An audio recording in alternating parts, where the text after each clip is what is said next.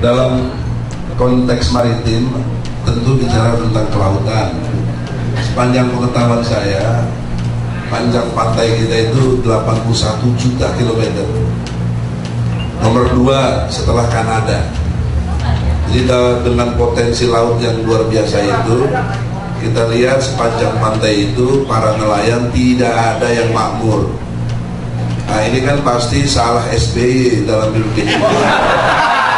Supaya jelas aja. Jadi, tapi saya nggak tahu. Masuk orang itu.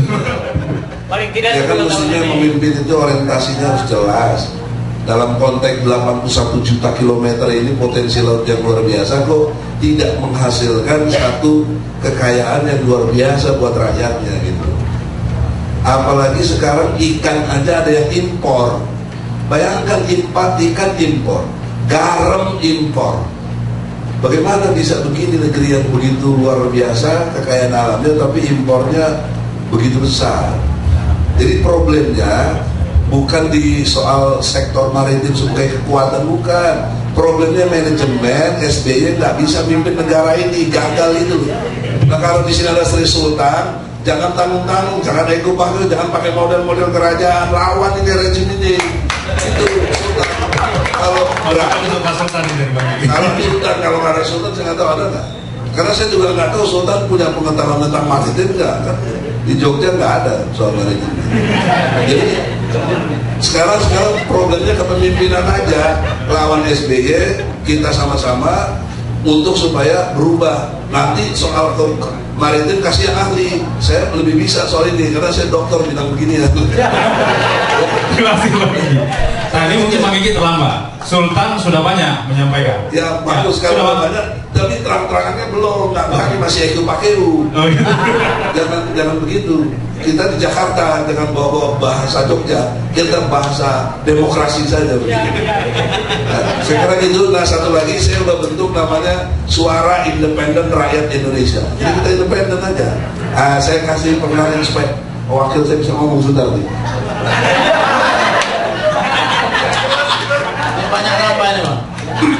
Saya Razman Arif, Sekretaris Jenderal Suara Independen Rakyat Indonesia, Pak Sultan.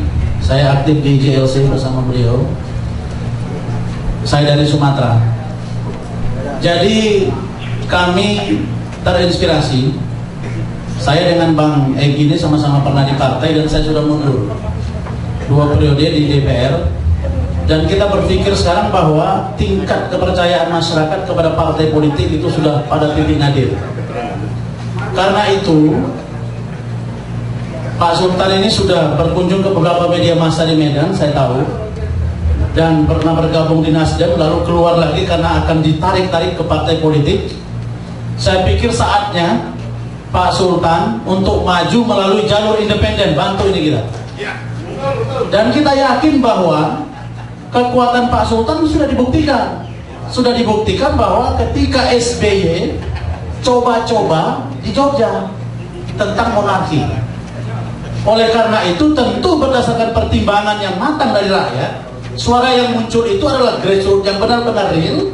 Kami percaya Sultan termasuk salah satu kandidat untuk calon presiden yang dapat kita majukan untuk memperbaiki semua sistem, bukan saja maritim. Kalau maritim itu di kampung saya orang pantai miskin semua, Pak. Miskin semua. Dan tadi malam kita juga bicara Al-Quran itu sudah dikorupsi, sudah tidak ada batasan lagi bahwa pemimpin kita sudah tidak punya malu, dia disupport oleh Al-Quran, dia langgar, artinya sebentar lagi ateis bangsa ini. Ini ekstrim. Oleh karena itu saya berharap ada kecenderungan agar kami mohon Pak Sultan melalui maju dari jalur independen dan kita akan siap membantu dan bekerja sama dengan teman-teman aktivis yang lain. Makasih. Assalamualaikum warahmatullahi wabarakatuh. Nama saya Nur. Saya humas dari Kami DKI Jaya dan menulis di Warta Nasional. Saya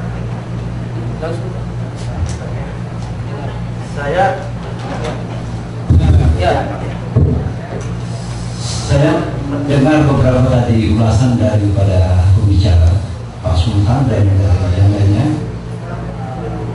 Kalau masalah maritim ini ketika barat akan habis, terkuras dia punya sumber daya alam, dia akan ke timur. Itu benar. Kenapa? Di benua Asia itu Nabi diturunkan. Jadi di bangsa Asia inilah akan menjadi penguasa dunia, karena sejarahnya sudah pasti Nabi semua berasal dari benua Asia. Itu suatu hal yang harus di garis bawah. Jadi soal itu udah ada jaminan, tinggal bagaimana kita mengurusinya. Nah, persoalan masalah kemaritiman, negara kita ini bangsanya hanya ada 3 ciri. Yang pertama adalah pejuang, yang kedua adalah petani, yang ketiga nelayan. Hanya itu awalnya. Setelah dia berkembang karena berbagai kemajuan lewat pendidikan, baru dia merambah kemana-mana. Nah, ternyata di daratan kita ini saja, itu untuk urutan dunia kita berada di urutan ke-15 besarnya, luasnya. Hanya lautan yang besar. Kita, daratan kita kecil, urutan ke-15 dari seluruh dunia. Boleh Bapak pelajari. Di daratan sendiri itu kita mempotensikan hanya sedikit, karena manusia ini juga yang tidak mau mengolah. Hanya kita lebih senang, ya suruh orang kerja, kita ambil keuntungan. Bagaimana di laut itu yang terpanjang di dunia. Nah, pertanyaannya begini, kalau dari segi politik nasional maupun internasional, kita akan terpengaruh oleh peradaban internasional, karena kita tidak ada ahli untuk seperti itu. Kalau kita mau berani mengolah sumber daya laut ini, ya mungkin kita terkaya. Nah, pertanyaan kepada Pak Sultan, kira-kira kalau Pak Sultan menjadi pemimpin di bangsa kita ini, apa yang harus kita lakukan tanpa kita harus banyak terkait dengan tenaga ahli dari luar gitu. Karena kita banyak sekarang mengimpor tenaga itu, dan kita hanya bagi-bagi apa untung. Nah, saya menceritakan sedikit pengalaman saya, Pak Sultan. Suatu ketika saya tidur di tempat saya yang paling jelek di sana di Cibubur. Suatu malam ini saya tidak berbohong. Apa yang saya lihat? Ketika saya tidur malam itu, saya mau buang air kecil, tiba-tiba saya terjatuh kembali ke tempat tidur. Nah, pada saat itu saya berubah pada berbeda alam begitu. Saya ditunjuk salah satu seperti dia raja lah begitu. Dia tunjuk saya begini, kamu ini, saya ini raja. Saya juga bingung, apa saya dimaki-maki orang ini, saya sudah bingung. Tadi saya mau bantu begini, saya ini raja. Saya bilang, ya kenapa kau raja? Dia bilang begini, saya tidak melihat bangsa ini. Soal kedaulatan rakyat, saya tidak mulai melihat campur tangan soal kekerasan yang banyak di saudara TNI dan Polri. Pada saat itu ini saya bukan pimpinan apa, tapi suatu keadaan. Suatu ketika pada saat itu juga, karena saya dimakan, saya juga heran, ada apa ini? Seketika itu saya refleks terbalik begini, ada di meja itu kopi dan kayak kerajaan dari Keraton Jogja itu seperti itulah. Ya tunjuk saya begitu, saya raja, saya raja. Dia, ada apa maksudnya begitu? Dia bilang, saya akan mengurusi bangsa ini, tapi saya tidak melihat secara sistem kekerajaan. Apa sih ya, kekerasan begitu. Dan hanya dia mensoroti soal kedaulatan rakyat. Seperti itu yang saya inginkan. Jadi saya bertanya, ini raja siapa nih? Tapi kalau saya lihat dia punya pakaian ini seperti kayak Jawa. Tapi ada juga dari lain, saya nggak tahu. Makanya ini mungkin seperti itu. Nah, ini hanyalah satu gambaran, tidak harus dipercaya, tapi ini adalah fakta, saya tidak berbohong. Itu memang seperti itu. Nah, selanjutnya pertanyaan selanjutnya soal kelautan. Karena saya juga di sekolah maritim, yang perlu kita pelajari sekarang, laut itu soalnya ada satu jalur transportasi. Yang kedua, sumber daya alam yang bisa dikelola melalui teknologi yang tinggi. Sampai sekarang ini kita lemah di situ. Terima kasih, mau dijelaskan Pak Sultan. Terima kasih kepada Anggap. Masih bisa Pak? Ntar sesi dua nih. Pak Sultan dan Bang Rizal menanggapi.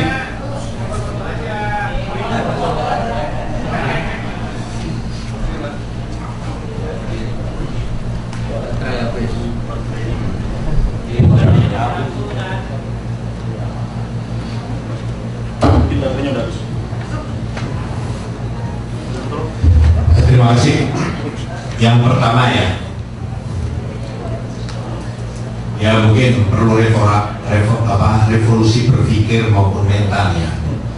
Mungkin benar, tapi apakah perlu setiap orang apakah punya kemampuan melakukan revolusi pada dirinya sendiri pada aspek berpikir maupun mental gitu.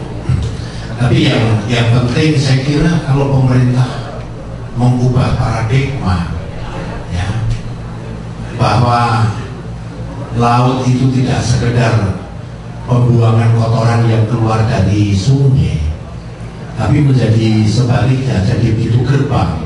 Saya kira rakyat juga akan ikut untuk di situ. Ya. Tapi bisa juga mengerti kalau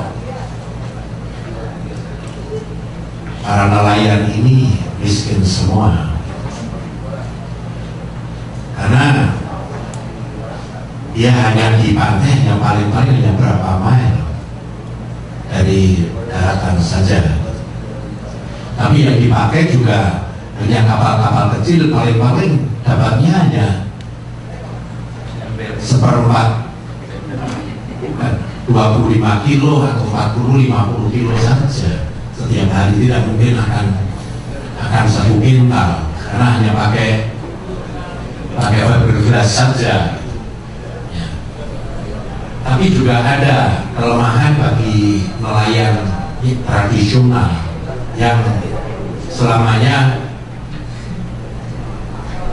melaut itu sebagai nelayan regenerasi, yang akhirnya juga si anak tidak punya pendidikan, akhirnya menggantikan ayahnya. Yang saya lihat di pantai utara, rata-rata nelayan ini mau limau. Jadi karena dia bisa merasa besok masih bisa melaut lagi, punya uang cash, ya sekarang dihabiskan hari ini. Mungkin si nelayan yang bapak ini menikmati hotel bintang 5, menikmati minuman keras, tapi belum tentu istri dan anaknya ikut menikmati. Dia tetap tinggal di gubuk. Tapi fakta sebaliknya, yang ada seperti di Gunung Kidul di Jogja, ya, mau memang kita larang, dan hasilnya juga sama, pakai fiberglass paling-paling ya 25-50 kilo saja per hari. Itu masih bagi hasil sama pemilik kapal. Tapi nyatanya juga saya masuk rumahnya ya persolid semua, asal tidak mau limau. Betul-betul pendapatannya itu punya kesadaran keluarganya. Nah justru sekarang menjadi dermaga laut, nelayan, datang dari Banyuwangi dan sebagainya, ya yang tidak kenal minuman keras dilatih juga sekarang nelayan Banyuwangi jadi mengenal minuman keras. Jadi makin membesar saya makin khawatir ternyata unsur-unsur yang lain akhirnya masuk, yang sebetulnya nah ini kondisi real yang kita hadapi. Karena harapan saya Pantai Selatan itu menjadi pintu buka, pintu gerbang untuk kesejahteraan, karena mungkin kepemilikan tanah hanya sempit. Ya saya hanya berharap semoga laut kita tidak dikapling seperti hutan, karena udara juga sudah dikapling, tanah juga dikapling. Jadi nanti kalau laut pun dikapling ya kita tidak bisa sejahtera untuk rakyatnya ini. Ya bagi saya terima kasih ya pendapatnya untuk apa? Untuk independen ya. Tapi sampai sekarang kan independen tidak dibuka oleh presiden, kecuali beli daerah. Saya juga tidak tahu mau masuk dari mana gitu. Tapi kalau masuk lewat partai politik juga akhirnya harus memberi uang pada oknum bukan pada partai. Nah, terus bedanya saya sama orang lain apa ya? Saya tidak mau.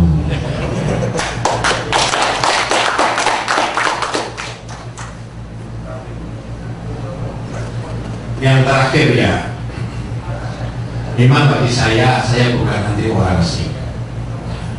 Entah itu alasannya dari World Bank, dari UNDP, dari apapun. Jadi saya kalau sekiranya ada orang asing yang bisa membantu di sektor pertanian misalnya, akhirnya bisa menciptakan benih unggul untuk meningkatkan padi di Indonesia dari 7 ton jadi 10 ton, ya itu mestinya perlu kita apresiasi. Tapi yang saya sedih justru orang asing itu yang diobrol biru hukum departemen, bukan untuk naikkan produksi. Sekarang pertanyaan saya, yang bobok biru hukum itu untuk membantu merumuskan rancangan undang-undang dan sebagainya dengan profesional atau punya misi? Kalau punya misi, ya berarti republik ini habis gitu ya. Bukan untuk bangsa sendiri, tapi untuk bangsa asing. Untuk itu tadi, kenapa kita bangga menjual produk asing untuk bangsa sendiri?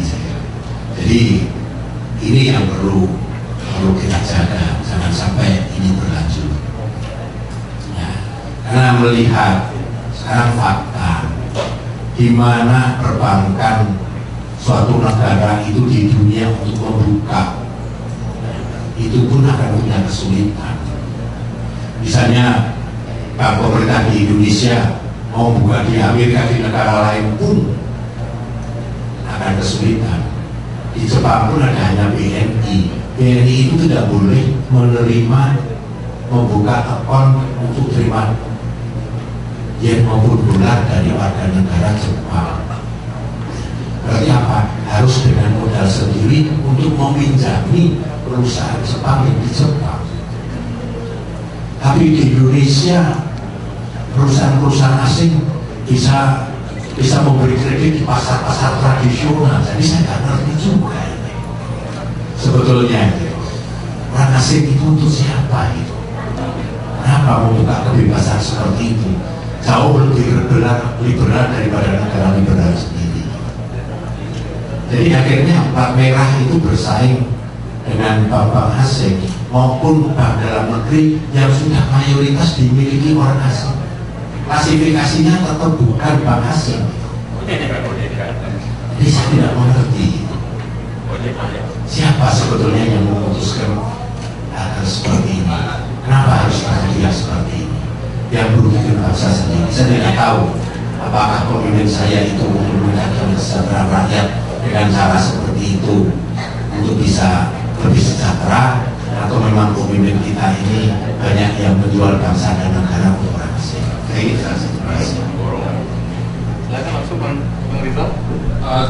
Sebagai besar sebenarnya untuk Pak Sultan, tapi saya hanya ingin menceritakan sedikit, mungkin agak berbelok sedikit tentang perbincangan di dalam Tanwir Muhammadiyah di Bandung minggu yang lalu.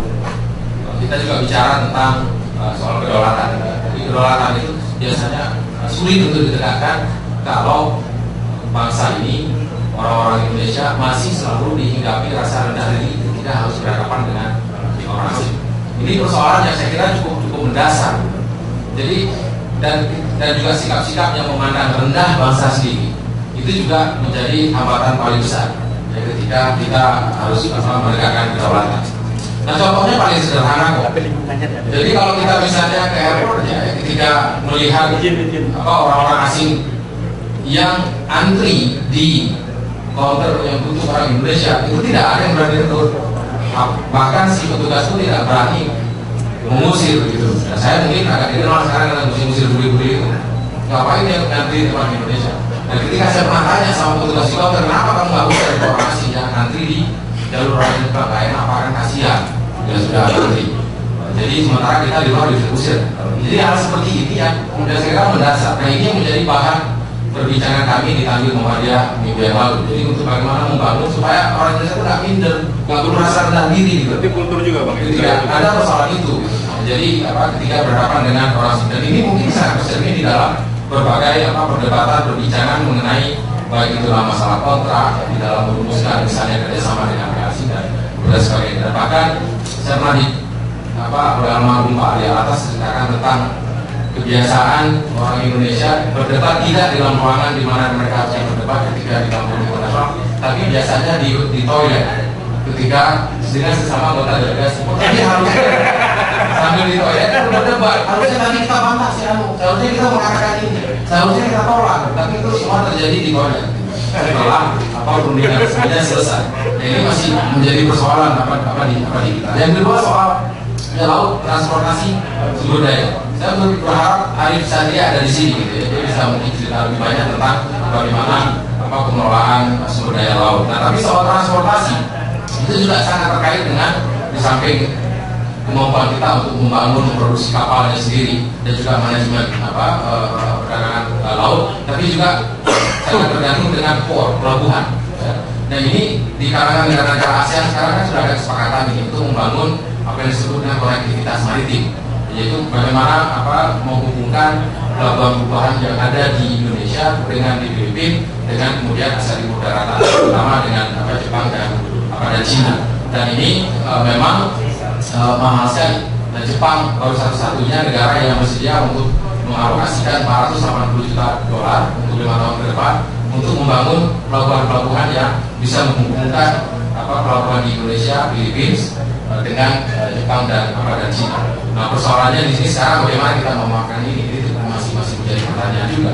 Misalnya bagaimana memperkuat dan memperbaiki fasilitas pelabuhan yang ada di Indonesia. Nah, saya kira ini yang contoh-contoh kerjasama internasional yang saya kira yang saling menguntungkan ya, bagi semua pihak yang mungkin harus diapresiasi juga. Karena selama ini kan kalau kita lihat Asia Timur itu orang bicara tentang konektivitas darat. Jadi Cina itu kan membangun infrastruktur mulai dari Kunming sampai turun berhenti di Singapura.